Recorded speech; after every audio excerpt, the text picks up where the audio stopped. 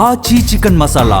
దాంట్లో భాగంగానే గడిచిన ఒక 10-15 రోజులుగా లోకేష్ సీఎం అవుతారని ఏ విధంగా అయితే ప్రచారం చేసుకుంటున్నారో, లోకేష్ ఇప్పుడు కాదు సీఎం 2030లో అవుతారనేది ఒక ఆస్ట్రాలజర్ ప్రశాంత్ అనేటువంటి ఒక ఆస్ట్రాలజర్ చెప్తున్నారు. అంటే మీరు 2029 తర్వాత అన్నారు, ఆయన 2030 నుంచి అంటున్నారు. అదే నిజం. అంటే ఆయన ఆస్ట్రాలజీ కమ్ అడ్వైజర్, ఒక పొలిటికల్ అడ్వైజర్ లాగా సూచించారా అనేటువంటి ఒక సందేహం వస్తుంది. అంటే ఒకటి నేను కూడా చూసాను మీరు అన్నది. ఆయన అసలు యాక్చువల్గా ఏంటంటే సిన్సినాటి యూనివర్సిటీలో నుంచి పిహెచ్డి కూడా ఉంది ఆయనకి. ఎలక్ట్రానిక్స్ ఇంజనీర్ ఆయన. సరే ఉన్నత విద్యావంతుడే. సరే మీరు అన్న తర్వాత చూశాను. ఆయన లోకేష్ గారి గురించి పెట్టింది కూడా నేను చూసా. చాలా వరకు అది యాప్ట్గా ఉంది. ఏంటంటే డీప్ థింకర్ అన్నాడు ఆయన. అలాగే గూఢచర్యంలో స్పెషలిస్ట్ అన్నాడు. ఇంకొకటి ఇది 3 క్వాలిటీస్ ఇచ్చాడు అనమాట. నిజంగా అవి కూడా కరెక్ట్. ఎందుకంటే ఆయన డీప్ థింకరే లోకేష్. ఎందుకంటే దాంట్లో ఏం అనుమానం లేదు. మీరు కొన్ని ఆయన తీసుకొచ్చిన విద్యా విధానంలో సంస్కరణలు కానీ, అలాగే ఈ ఐటీ ఇండస్ట్రీస్ తీసుకురావడంలో వీటిలో కానీ, ఆయన కొన్ని ఇండస్ట్రీస్ని తీసుకురావడంలో చూపిస్తున్న చొరవ ఇవన్నీ కూడా ఆయన దీనికి నిదర్శనాలే. అదేవిధంగా ఎలక్షన్ ముందు ఆయన స్ట్రాటజీ ప్లే చేసింది కానీ, చంద్రబాబు నాయుడు అరెస్ట్ అయిన సమయంలో ఈయన వెనకమాలని నడిపించింది, ఢిల్లీ వెళ్ళి తర్వాత ఈ కోర్టు కేసులు ఇవన్నీ ఎదుర్కొని కలిసినప్పుడు అమిత్ షాని వాళ్ళని కలవటం, ఆ తర్వాత వాళ్ళని కూడా తెలుగుదేశం పార్టీ కూటమిలో తీసుకురావటం, ఇవన్నీ ఆయన స్ట్రాటజీకి నిదర్శనం. అయితే దాంతోపాటు ఏంటంటే ఆయన ఏదన్నా ఒక డెసిషన్ తీసుకుంటే ఫర్మ్గా ఉంటున్నాడు. సో అవన్నీ నాయకత్వ లక్షణాలే.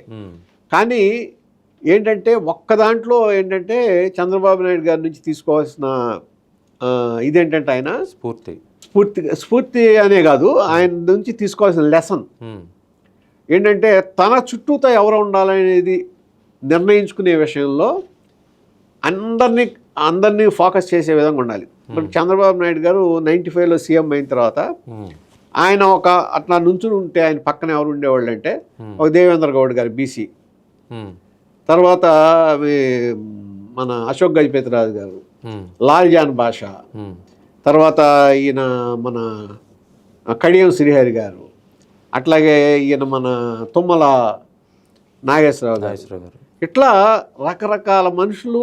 అట్లాగే ఈ హోమ్ మినిస్టర్ గారు, మాజీ హోమ్ మినిస్టర్ ఉండేవారు కదా ఆయన, మన దేవేంద్ర గౌడ్ కాదు, మన మాధవరెడ్డి గారు. వీళ్ళందరూ అంటే ఏంటి, అన్ని కులాలు అందరూ ఆ ఉన్న వాళ్ళలో కూడా ఆ ఫేస్ మన పక్కన ఉండేవాళ్ళు కూడా మనకి వాళ్ళ మూలాన కూడా మనకు గౌరవం రావాలి.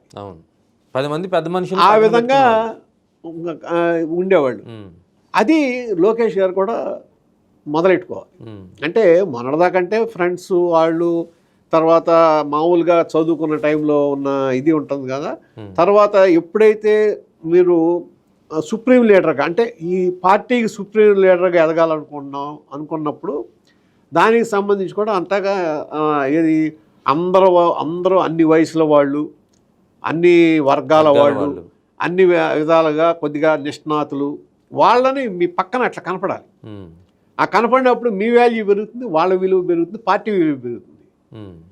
అది మీరు అన్నట్టు ఇప్పుడు ఆయన చెప్పింది 30కి అవుతారా అంటే అవ్వచ్చు డెఫినెట్గా. ఎందుకంటే నెక్స్ట్ ఎలక్షన్లో గెలిపించినప్పుడు ఆ ఎలక్షన్లో గెలిచిన తర్వాత ఈయనకి అప్పచెప్పచ్చు, ఆయన కేంద్రానికి వెళ్ళొచ్చు అప్పటికి. ఎందుకంటే అప్పటికి చంద్రబాబు నాయుడు గారికి దాదాపు 80 years వచ్చేస్తాయి. సో అప్పుడు ఏంటంటే రాష్ట్రాన్ని నిలబెట్టే బాధ్యత అప్పచెప్పచ్చు. ఈయనకే ఆ టైం కూడా ఇంకా ఎక్కువ మెచ్యూరిటీ వస్తుంది, పరిపాలన ఏంటో ఇంకా ఎక్కువ తెలుసుకుంటాడు. ఒక బాధ్యత ఇదంతా ఇంకా పెరుగుతుంది. ఉన్న కొద్దికి దాంట్లో ఎలా మెలగాలి ఏంటి అనేది పెరుగుతుంది. కాబట్టి 2030కి అవుతారా అంటే ఎస్ అవ్వచ్చు. వాళ్ళ నాన్నగారు చంద్రబాబు గారు ఎట్లయితే 40 సంవత్సరాల తర్వాత అయ్యారో అదే స్ట్రాటజీ మెయింటైన్ చేసుకుంటే 45+ తర్వాత అవుతారు అనుకుంటారా? అదేం కాదు, అది స్ట్రాటజీ ఏముంటుంది అక్కడ. ఆ టైంకి అప్పుడు ఒకసారి ఆ టైంకి 2029 ఎన్నికలకు వచ్చేటప్పటికి మీకు ఇప్పుడు ఏమంటున్నారు, లిమిటేషన్ అవుతుంది, సీట్లు పెరుగుతాయి, మహిళలకు 33 రిజర్వేషన్ ఇవన్నీ వస్తున్నాయి. ఎప్పుడైతే మహిళలకు రిజర్వేషన్ ఇవన్నీ వచ్చినాయో కూటమి ఖచ్చితంగా గెలుస్తుంది. ఎందుకంటే ఆ పాజిటివ్ వైబ్రేషన్ ఉంటుంది ఆ టైంలో, గెలవటానికి అవకాశం ఉంది, గెలుస్తారు గ్యారంటీగా, గెలవచ్చు. ఇది కూటమిగా ఉన్నప్పుడు మాత్రం గెలుస్తారని ప్రతి ఒక్కరికి చెప్తున్నారు కదా. అవును. మరి ఆ టైంకి ఈయనకు కూడా కొద్దిగా చంద్రబాబు నాయుడు గారు కూడా 80-80 వచ్చింది కాబట్టి కొద్దిగా మనకు కొద్ది రిలీఫ్ కావాలి. అంటే ఒక రాష్ట్రం మొత్తం బాధ్యత ఉన్నప్పుడు మీకు రాత్రింబగళ్ళు అదే పని ఉంటుంది.